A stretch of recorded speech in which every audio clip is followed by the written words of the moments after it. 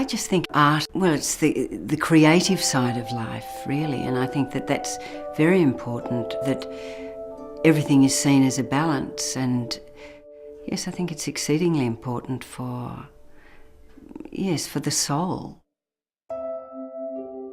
My name's Deirdre Jack, and we're at the Great Alpine Gallery at Swifts Creek. It was initiated because there's quite a lot of artists in this area. It was established in 1998 in Omeo, and after a year came to Swifts Creek because most of the artists were from Swifts Creek. It's a not-for-profit, voluntarily run art space. It has serviced the artists of the area and as broadly as Galantepe and Kabungra and Bairnsdale area. The local storekeeper, Richard and Lynn Darby, had this space which was pretty horrific. It had been vacant for a while, and we just lined it with calico and made it look reasonably presentable and set up, and it's worked very well. We've got sculptors, jewellery makers, silk painters, oil painters, watercolour, pastel. It's the full gambit, really, of people that are doing stuff away in their little studios in the bush.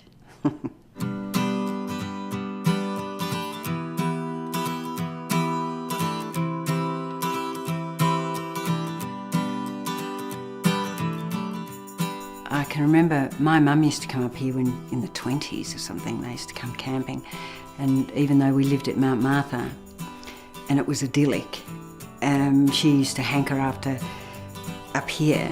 Always, she was so delighted when we came for a drive up here and there was a little place for sale. And yeah, so then we came too.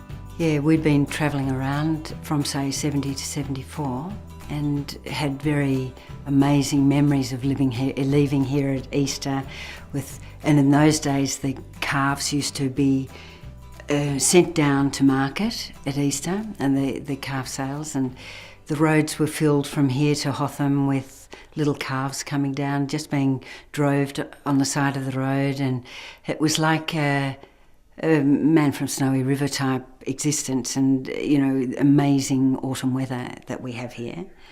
And to leave that and to think, well, where will we live? That's as good as anywhere. And yeah, a nice, peaceable sort of place to bring up a family. So yeah, that's what brought us here. Well, 10 minutes up the road from here is our home, which is on 7 hectares of river flats. And we built our home. It's interesting because when people go there, they say, oh, this place is old. How long has this place been there? But it's, we built it, but it was a bit of a build out of old material, so it actually looks old. And when the last of the 3 kids went to school in 85, we built a studio out of second-hand mud bricks. We just went the scrounge up and down the road saying, has anyone got any mud bricks left? And yes, built it out of everyone's mud bricks. My subject is the landscape, and it's such a varied landscape. It's you just get an entirely different image with the 4 seasons. It's just absolutely as varied as you could imagine, and plus with climatic events like we've had the locusts and the fires and the floods, and as well as snow and things that happen yearly. We've had amazing events that are very strong subjects, so it's the Australian landscape that is very important to me. You can understand the Indigenous artists, the land, when you're painting it all the time or when you're looking deeply into the land to paint something significant, it does actually take on a sacred nature.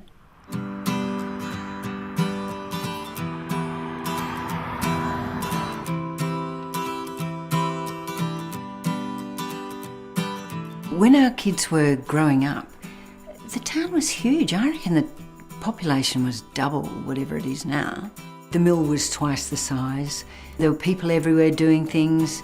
The tennis club had about 6 or 8 teams. The mill closed and now has opened at a much smaller scale.